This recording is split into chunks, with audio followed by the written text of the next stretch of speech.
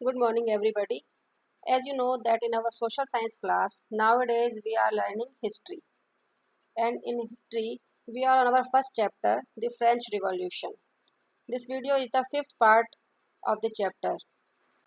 In this video, we will study about France became a constitutional monarchy, the political system under the Constitution of 1791, main point of the Constitution of 1791, the Declaration of Rights of Man and Citizen. इस video में हम पढ़ने जा रहे हैं किस प्रकार France एक संवैधानिक राजतंत्र बन गया। अभी हमने पिछले 4 वीडियो में देखा है कि किस प्रकार फ्रांस में क्रांति हुई और राजतंत्र में परिवर्तन करके उसको एक संवैधानिक राजतंत्र बना दिया गया। संवैधानिक राजतंत्र के अंतर्गत जो नया राजनीतिक व्यवस्था शुरू हुई, नया पॉलिटिकल सिस्टम शुरू हुआ, उसके बारे में हम देखेंगे इसमें। फिर जो उन्होंने एक संविधान लागू किया था जो मोनार्की पर कंट्रोल रखता था, राजतंत्र पर कंट्रोल रखता था, उस संविधान के मुख्य बिंदुओं को जानेंगे हम। और उसी संविधान के अंतर्गत पुरुष और नागरिक घोषणा पत्र लागू किया गया था एक, उस पुरुष और नागरिक अधिकार घोषणा पत्र के बारे में पढ़ेंगे। France became a constitutional monarchy. किस प्रकार फ्रांस एक संवैधानिक राजतंत्र बनता है, उसकी कहानी अब शुरू होती है। In 1791, the National Assembly completed the draft of the Constitution. France became a constitutional monarchy. अपने पिछले वीडियो में हमने देखा था कि किस प्रकार पूरे फ्रांस में जब अराजकता की स्थिति फैल गई और ऐसी स्थिति में राजा ने ये स्वीकार कर लिया कि अब वो जो संविधान बनाया है नेशनल असेंबली ने उसको एक्सेप्ट कर लेगा। उसने ये मान लिया कि अब उसकी निरंकुश राजशाही या निरंकुश राजतंत्र नहीं चल पाएगा, उसे अपने शासन के ऊपर एक संविधान का अंकुश स्वीकार करना पड़ेगा। He had to accept the control of a constitution on his ruling. तो 1791 में राष्ट्रीय असेंबली ने, नेशनल असेंबली ने अपना संविधान बनाकर तैयार कर लिया और उस संविधान के बनने के साथ ही फ्रांस एक संवैधानिक राजतंत्र बन गया। The main theme of the constitution was to limit the powers of the monarch. और ये जो संविधान बनाया गया था इसका मुख्य उद्देश्य था कि राजा की निरंकुश शक्तियों के ऊपर अंकुश लगाया जाए, राजा की शक्तियों पर अंकुश लगाना या उन पर नियंत्रण स्थापित किया जाए। The concentration of ruling power in one person was abolished. अब तक शासन की सारी शक्तियां राजा में निहित होती थीं, लेकिन अब उन शक्तियों को राजा में निहित नहीं रखा गया बल्कि उस सिस्टम को एबॉलिश कर दिया गया। एक ही व्यक्ति के अंदर शासन की सारी शक्तियों का सीमित होना समाप्त कर दिया गया। The ruling power were assigned to different institutions, the legislative, the executive and the judiciary. और शासन की शक्तियों को 3 संस्थाओं को बांट दिया गया। वो 3 संस्थाएं कौन कौन सी थी? विधायिका, कार्यपालिका और न्यायपालिका। The power of making laws was given to national assembly which was indirectly elected by the people. और देश के लिए कानून बनाने का अधिकार जो कि विधायिका का होता है, वो अधिकार यहाँ नेशनल असेंबली को दिया गया। मतलब नेशनल असेंबली ही विधायिका के रूप में कार्य करने लगी और इस नेशनल असेंबली का गठन अप्रत्यक्ष रूप से जनता द्वारा किया जाता था। तो इस प्रकार संवैधानिक लोकतंत्र बनने के बाद फ्रांस में जो कुछ परिवर्तन आए, पहला परिवर्तन यह आया कि जो अब तक वहाँ राजा का निरंकुश शासन होता था, उस निरंकुश शासन के ऊपर संविधान का अंकुश लग गया। शासन की सारी शक्तियाँ जो केवल एक व्यक्ति में सीमित होती थी, अर्थात राजा में सीमित होती थी, उनको अब 3 संस्थाओं को बांट दिया गया। ये 3 संस्थाएं थीं विधायिका, कार्यपालिका और न्यायपालिका। और विधायिका के रूप में नेशनल असेंबली कार्य करने लगी। इस नेशनल असेंबली का गठन जनता द्वारा चुने हुए लोगों से होता था। अब इसको हम और डिटेल से समझें। The political system under the constitution of 1791। National assembly ने एक संविधान का निर्माण किया था और इस संविधान को राजा लुई 16 ने भी एक्सेप्ट कर लिया था। तो जो 1791 में ये संविधान लागू किया गया, इसके अंदर जो देश की राजनीतिक व्यवस्था निर्धारित की गई वो इस प्रकार से है। इसमें सिटीजन्स को 2 पार्ट्स में बांट दिया गया। 2 तरह के सिटीजन हुई, active citizens and passive citizens. सक्रिय नागरिक और निष्क्रिय नागरिक। सक्रिय नागरिक मतदान करते थे और मतदान करने के बाद वो अपना एक निर्वाचक मंडल चुनते थे। इलेक्टोरल्स चुना जाता था जिसमें लगभग 50,000 लोग होते थे। फिर ये निर्वाचक मंडल के लोग वोटिंग करते थे, मतदान करते थे, जिसके बाद जो चुने हुए लोग होते थे उनको नेशनल असेंबली कहा जाता था, जिसमें 745 मेंबर्स होते थे, 745 सदस्य होते थे। ये नेशनल असेंबली ही देश का लेजिस्लेचर निर्धारित करती थी, यही देश में विधायिका के रूप में कार्य करती थी। इसी प्रकार जो ये सक्रिय नागरिक थे, ये वोटिंग करके देश की जुडिशरी का निर्माण भी करते थे, देश के लिए जजेस का अपॉइंटमेंट भी करते थे। एग्जीक्यूटिव के रूप में, कार्यपालिका के रूप में राजा और उसके मंत्री काम करते थे, लेकिन राजा और उसके मंत्री निरंकुश होकर शासन नहीं कर सकते थे। उन दोनों के ऊपर नेशनल असेंबली का कंट्रोल होता था। तो इस तरह से इनडायरेक्टली राजा के ऊपर जनता का नियंत्रण रहता था, क्योंकि नेशनल असेंबली लोगों के द्वारा चुनी हुई संस्था होती थी। अच्छा, अब राजा को एक और शक्ति दी गई थी जिसको कि वीटो पावर या निषेधाधिकार कहा जाता है, कि अगर नेशनल असेंबली कोई नया कानून बनाने जा रही है तो उसके लिए उसको राजा की परमिशन लेनी आवश्यक होती थी। अगर राजा नहीं चाहता तो वो अपनी वीटो पावर का यूज़ करके उसको रोक भी सकता था। तो राजतंत्र का सम्मान रखते हुए राजा को ये वीटो पावर दे दी गई थी। इसको अभी हम और डिटेल से समझ सकते हैं। The political system under the constitution of 1791, 1791 के संविधान के अंतर्गत देश में स्थापित की गई राजनीतिक व्यवस्था। The citizens were categorised as active citizens and passive citizens. Only men about 25 years of age who paid taxes equal to at least 3 days of a laborer's wages are considered as active citizens. अब सक्रिय नागरिक किसे कहा जाता था? वे सभी पुरुष जिनकी आयु 25 वर्ष से ज़्यादा है और जो 3 दिन की मजदूरी के बराबर, कम से कम 3 दिन, ज़्यादा भी हो सकता है, कम से कम 3 दिन की मजदूरी के बराबर कर अदा करते हैं। ऐसे पुरुषों को सक्रिय नागरिक माना गया। And passive citizens all other citizens, उनके अलावा जो बाकी सारे नागरिक हैं उनको निष्क्रिय नागरिक माना गया, जिसमें महिलाएं, बच्चे और ऐसे पुरुष जो कर नहीं देते हैं उनको शामिल किया गया।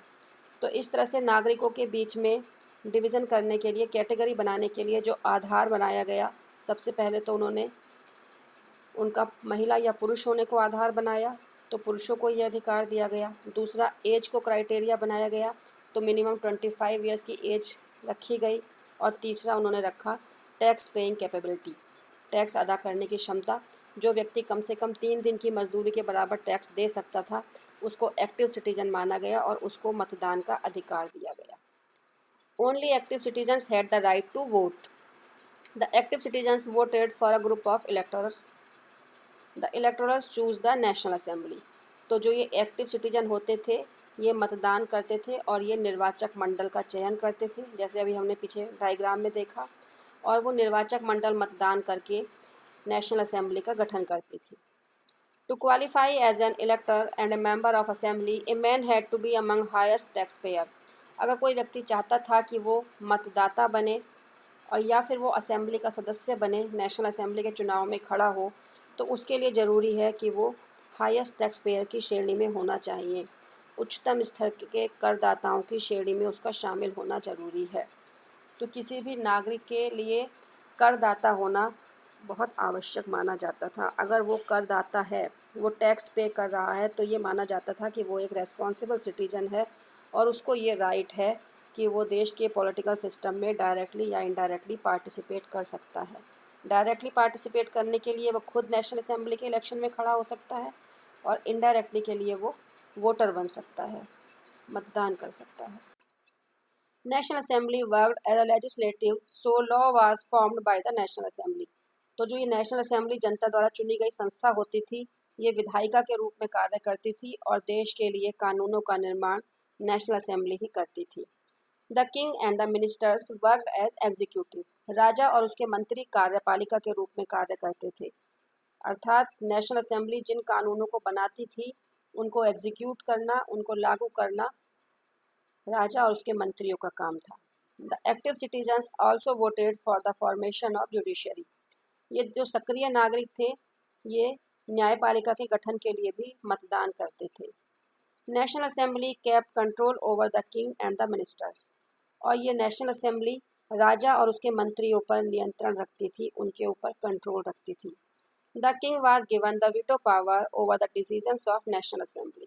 और नेशनल असेंबली के निर्णयों पर राजा को वीटो पावर दी गई थी, अर्थात निषेधाधिकार दिया गया था। राजा अगर निषेध अधिकार का प्रयोग करे, वीटो पावर का यूज़ करे, तो वो नेशनल असेंबली के किसी भी कानून को लागू होने से रोक सकता था। ये विशेष अधिकार राजा को दिया गया था। तो इस प्रकार जो ये एक नया पॉलिटिकल सिस्टम लागू हुआ नए संविधान के अंतर्गत, इसके अंतर्गत जनता को अधिकार दिए गए कि वो अपने शासकों को स्वयं चुन सकते हैं। एक तरह से ये गवर्नमेंट डेमोक्रेटिक सिस्टम की तरफ जा रही थी धीरे धीरे। अभी है तो मोनार्की, लेकिन इसमें डेमोक्रेसी की झलक हमें देखने को मिल रही थी कि जनता को यहाँ मतदान के अधिकार दे दिए गए थे। हालांकि वो सारी जनता को नहीं दिए गए थे, लेकिन जनता के एक पोर्शन को, एक भाग को ये अधिकार मिल गया था कि वो गवर्नमेंट फॉर्मेशन में अपना रोल प्ले करे। Main points of the Constitution. Here are some important points from the Constitution of 1791. The Constitution of 1791 was the constitution which was drafted by the National Assembly. National assembly ने जो एक नया संविधान बनाया था, जिसको कि 1791 में इम्प्लीमेंट कर दिया गया, उसके कुछ मुख्य बिंदु इस प्रकार हैं। और जो उसका सबसे इम्पोर्टेंट बिंदु है वो यही है कि इसी संविधान के अंतर्गत फ्रांस को राजतंत्र से हटाकर संवैधानिक राजतंत्र बना दिया गया। The shifting of France from monarchy to constitutional monarchy is the most important point of the new constitution. In the beginning of the Constitution, a declaration of the rights of men and citizens was given. संविधान के प्रारंभ में एक घोषणा पत्र दिया गया है जिसे पुरुष और नागरिक अधिकार घोषणा पत्र कहा जाता है, जिसमें कुछ अधिकारों की घोषणा की गई है जो किसी पुरुष को और नागरिक को अवश्य मिलने चाहिए। In this declaration, important rights were established as inalienable rights. इस घोषणा पत्र में कुछ महत्वपूर्ण अधिकारों को नैसर्गिक और अहरणीय माना गया है।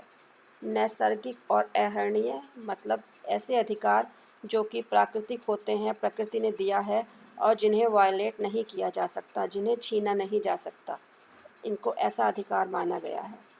Such as right of life, freedom of speech, freedom of opinion, equality before law etcetera. इनमें से कुछ अधिकार हैं जैसे कि जीवन का अधिकार, बोलने की स्वतंत्रता का अधिकार, अपनी विचारधारा रखने का अधिकार, कानून के समक्ष समानता का अधिकार। तो ऐसे कुछ अधिकारों का एक घोषणा पत्र संविधान में रखा गया है और ये डिक्लेयर किया गया है कि ये सारे अधिकार इनएलिएनेबल हैं। It means that these rights are natural and inviolable. These rights can't be violated by anybody. These rights were declared as given by birth to all the citizens. These rights couldn't be taken away by anybody. It was declared the duty of the state to protect these natural rights of the citizens. ये अधिकार जन्म अधिकार माने गए हैं। ऐसा माना गया है कि जिस भी व्यक्ति का जन्म हुआ है, हर नागरिक को ये अधिकार उसके जन्म के साथ ही प्राप्त हो गए हैं। इन अधिकारों को कोई भी नहीं छीन सकता, किसी को भी इन्हें छीनने का अधिकार नहीं है और ये सरकार की जिम्मेदारी है, ये राजा की जिम्मेदारी है कि वो नागरिकों के इन प्राकृतिक अधिकारों की, नैसर्गिक अधिकारों की रक्षा करे। The declaration of rights of man and citizen, पुरुष और नागरिक अधिकार घोषणा पत्र। तो बुक में हमारी सोर्स सी जो दे रखा है उसमें इस पुरुष और नागरिक अधिकार घोषणा पत्र के कुछ मुख्य अधिकारों का वर्णन दिया है। तो यहाँ हमने उसकी क्लिप ली है, बुक की कटिंग दिखाई है और साइड में उनको हेडिंग देकर एक्सप्लेन करने की कोशिश की है जिससे याद रखना इजी रहे। तो पहले हम बुक का ही पोर्शन वो पढ़ेंगे और फिर उस हेडिंग से उसको रिलेट करेंगे। The declaration of rights of man and citizen, पुरुष और नागरिक अधिकार घोषणा पत्र। First point, man are born and remain free and equal in rights. पुरुष स्वतंत्र जन्म लेता है और उसे समान अधिकारों के साथ रहता है। तो freedom and equality, freedom and equality, स्वतंत्रता और समानता किसी भी पुरुष का एक नैसर्गिक अधिकार है। Second is preservation of natural rights as liberty, property, security and resistance to oppression. किसी व्यक्ति के प्राकृतिक अधिकारों का संरक्षण करना। कौन से प्राकृतिक अधिकार? स्वतंत्रता, संपत्ति रखना, सुरक्षा और विरोध के प्रति प्रतिरोध दर्ज करना। The aim of every political association is the preservation of the natural and inalienable right of man. These are liberty, property, security and resistance to oppression. हर एक राजनीतिक संगठन का ये लक्ष्य है कि वो व्यक्ति के प्राकृतिक और अहरणीय अधिकारों की रक्षा करे, उन्हें संरक्षित रखे। ये अधिकार हैं स्वतंत्रता, संपत्ति, सुरक्षा और शोषण के प्रतिरोध का अधिकार। And the third is sovereignty and authority from people, लोगों की संप्रभुता और शक्ति। तो उस राज्य की संप्रभुता और शक्ति लोगों से ही आती है, उसको इस अधिकार में एक्सप्लेन किया गया है। The source of all sovereignty resides in the nation. No group or individual may exercise authority that doesn't come from the people. समग्र संप्रभुता का स्रोत राज्य में निहित है। कोई भी समूह या व्यक्ति ऐसे अनाधिकार का प्रयोग नहीं करेगा जिससे जनता की स्वीकृति ना मिली हो। इसका अर्थ है कि जो राज्य की शक्ति है, संप्रभुता है, उसका स्रोत, वो शक्ति या संप्रभुता कहाँ से आएगी? वो जनता से आएगी। जनता ही अपनी सरकार को चुनेगी और जनता की स्वीकृति मिलने के बाद ही सरकार कोई निर्णय लेगी। तो किसी भी राज्य की या सरकार की शक्ति का जो आधार है वो जनता है, ऐसा इसमें घोषित किया गया है। Fourth, liberty consist of the power to do whatever is not injurious to others. स्वतंत्रता का आशय है, स्वतंत्रता का अर्थ है ऐसे कामों को करने की शक्ति जिससे किसी दूसरे व्यक्ति को नुकसान ना पहुंचे। नॉट टू इंजरी अदर्स, दूसरों को नुकसान ना पहुंचे। तो मतलब संविधान लागू कर दिया है, स्वतंत्रता है, तो लेकिन ऐसा नहीं है कि हम स्वतंत्रता की आड़ लेकर कुछ भी करते रहें। हमें ये ध्यान रखना होगा कि हमारी स्वतंत्रता से किसी दूसरे व्यक्ति को कोई नुकसान ना पहुंचे। Fifth, the law has right to forbid only actions that are injurious to society. इसको हम कह सकते हैं the forbidden the actions injurious to society. तो कानून में ये अधिकार रखा गया है कि अगर कोई व्यक्ति ऐसे कार्य करता है जो समाज के लिए नुकसानदेह हैं, तो ऐसे कार्यों पर प्रतिबंध लगाने का अधिकार सरकार को दिया गया है। समाज पर नुकसान पहुंचाने वाले, समाज की दृष्टि से हानिकारक कार्यों पर प्रतिबंध लगाना सरकार का अधिकार है। 6. Law is the expression of the general will. All citizens have the right to participate in its formation personally or through their representatives. All citizens are equal before it, जिसको हम सिंपली कह सकते हैं participation of all citizens in formation of law. कानूनों के निर्माण में सभी नागरिकों का योगदान, जिसको हम सिंपली छोटे से रूप में इस तरह समझ सकते हैं, और डिटेल से हमें समझना होगा कि कानून का अर्थ है expression of the general will, सामान्य जनता की इच्छा की अभिव्यक्ति। जो कानून बनेगा वो कानून वो होगा जो जनता चाहती होगी। तो हर नागरिक को ये अधिकार है कि वो व्यक्तिगत रूप से या अपने प्रतिनिधियों के द्वारा कानून के निर्माण में भाग ले सकता है, और कानून की नज़र में सभी नागरिक एक समान हैं। जैसे हमने पीछे पढ़ा कि जनता वोटिंग करके अपने रिप्रेजेंटेटिव चुन रही है, वो रिप्रेजेंटेटिव ही नेशनल असेंबली का गठन कर रहे हैं और कानून का निर्माण नेशनल असेंबली में होता है। तो इस प्रकार से नेशनल असेंबली ही कानून बना रही है। इसको हम ऐसे कह सकते हैं कि जनता ही कानून बना रही है। जनता डायरेक्टली नहीं बना रही है बल्कि अपने रिप्रेजेंटेटिव्स के द्वारा कानून बना रही है। 7th point, no detainment without law. कानून के बिना किसी व्यक्ति को गिरफ्तार या नज़रबंद नहीं किया जा सकता। No man may be accused, arrested or detained except in cases determined by the law. कानून सम्मत प्रक्रिया के बिना किसी भी व्यक्ति को ना तो दोषी ठहराया जा सकता है, ना अरेस्ट किया जा सकता है, ना नज़रबंद किया जा सकता है। तो कोई भी व्यक्ति अगर किसी कार्य के लिए दोषी पाया गया है तो उसके लिए कानून सम्मत प्रक्रिया को अपनाकर ही उसे दोषी ठहराया जा सकता है, गिरफ्तार किया जा सकता है और नज़रबंद किया जा सकता है। 11th पॉइंट है, ये सारे पॉइंट सीक्वेंस में नहीं है, कुछ पॉइंट्स को बीच में स्किप कर दिया गया है बुक में। तो यहाँ हम वही पॉइंट ले रहे हैं जिनको कि बुक में इम्पोर्टेंट समझकर स्थान दिया गया है। फ्रीडम ऑफ एक्सप्रेशन, अभिव्यक्ति की स्वतंत्रता। Every citizen may speak, write and print freely. He must take responsibility for the abuse of such liberty in cases determined by the law. प्रत्येक नागरिक को बोलने, लिखने और छापने के लिए आज़ाद है। Every citizen may speak, write and print freely. स्वतंत्रता पूर्वक जो वो चाहे बोल सकता है, लिख सकता है और उसको छपवा सकता है, लेकिन कानून द्वारा निर्धारित प्रक्रिया के तहत ऐसी स्वतंत्रता के दुरुपयोग की जिम्मेदारी भी उसी की होगी। अगर कोई व्यक्ति कुछ भी बोल रहा है, लिख रहा है, छपवा रहा है, लेकिन अगर उसने कुछ गलत बोला, गलत लिखा, गलत छपवाया, तो उसके खिलाफ जो कार्रवाई होगी उसकी जिम्मेदार वो खुद होगा, गवर्नमेंट उसके लिए रिस्पॉन्सिबल नहीं होगी। यानी अगर कोई व्यक्ति कुछ गलत करता है, अपनी इस स्वतंत्रता का दुरुपयोग करता है, कुछ गलत बोलता है, गलत लिखता है, तो उसके खिलाफ एक्शन हो सकता है। 12th नंबर है, कॉमन टैक्स इज इंडिस्पेंसेबल। एक सामान्य कर लगाना आवश्यक है। For the maintenance of the public force and for the expenses of administration, a common tax is indispensable.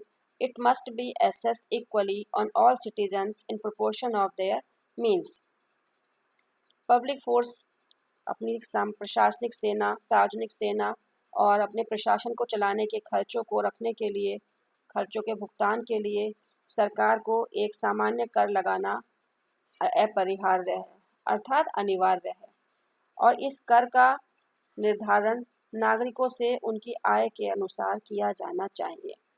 सरकार को यह अधिकार है कि वो अपने खर्चों की पूर्ति के लिए नागरिकों पर कर लगा सकती है। जैसे गवर्नमेंट को एक सार्वजनिक सेना रखनी पड़ती है, अपने प्रशासनिक कार्यालयों का खर्च चलाना पड़ता है, तो उस सब के लिए सरकार जनता पर कर लगा सकती है। बस कर निर्धारण करते समय सरकार को ये ध्यान रखना है कि हर नागरिक से समान रूप से उनकी आय के अनुसार कर लिया जाए। जो निर्धन लोग हैं उनसे कम लिया जाए, जो धनी लोग हैं उनसे ज़्यादा लिया जाए। And the last one, rights to own property, संपत्ति रखने का अधिकार। Since property is a sacred and inviolable right, no one may be deprived of it unless a legally established public necessity requires it. In that case, a just compensation must be given in advance. तो संपत्ति रखने का अधिकार एक पवित्र और आहरणीय अधिकार है जिसको कि वायलेट नहीं किया जा सकता, जिसे कि छीना नहीं जा सकता।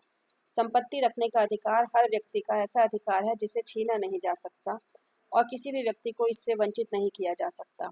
कब तक वंचित नहीं किया जा सकता? जब तक कि किसी पब्लिक नेसेसिटी के लिए, किसी सार्वजनिक कार्य के लिए ऐसा करना जरूरी ना हो। तो अगर सार्वजनिक कार्य के लिए सरकार को किसी व्यक्ति की संपत्ति की ज़रूरत है तो सरकार कानूनी प्रक्रिया अपनाकर वो संपत्ति ले सकती है, लेकिन बदले में सरकार को उस व्यक्ति को मुआवजा देना होगा, एडवांस में ही उसको कंपनसेशन देना होगा, तब उसकी संपत्ति सरकार ले सकती है। तो इस तरह से ये कुछ अधिकारों को घोषित किया गया कि ये अधिकार हर व्यक्ति को जन्म के साथ मिले हैं और इनका रक्षा करना सरकार की या राज्य की जिम्मेदारी है। अब हम अपने नेक्स्ट वीडियो में देखेंगे कि इस रिवॉल्यूशन के दौरान कुछ सिंबल्स का यूज़ किया गया था, कुछ चिन्हों का प्रयोग किया गया था, उन्हें हम समझेंगे और कॉन्स्टिट्यूशनल मोनार्की बनने के बाद आगे का फ्रांस का सफ़र कैसा रहा, क्या सब कुछ ठीक हो गया या अभी भी कुछ ठीक होना बाकी था, अभी भी कुछ समस्याएं बाकी थी, वो अपने हम नेक्स्ट वीडियो में समझेंगे।